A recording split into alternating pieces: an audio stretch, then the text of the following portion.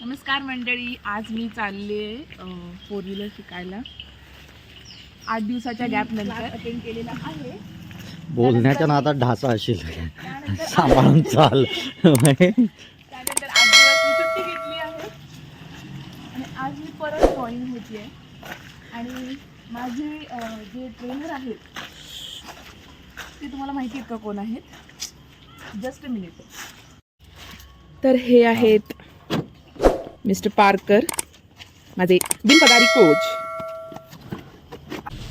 आमच्या कन्येला आम्ही ठेवलं तिच्या आजीकडे आणि आम्ही दोघं जण चाललो आहे गाडी चालवायला.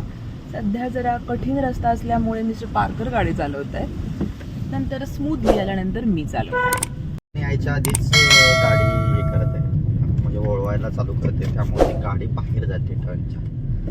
आणि दुसरी गोष्ट म्हणजे जर तू योग्य ठिकाणी जर गाडी वळवलीस टर्नला तर परत तू स्टेअरिंग सरळ करायला विसरतेस.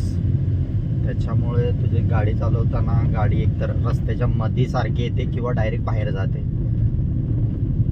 तुला सगळ्यात जास्त जे काम आहे का नाही ते स्टेअरिंग जजमेंटवरती करायला पाहिजे.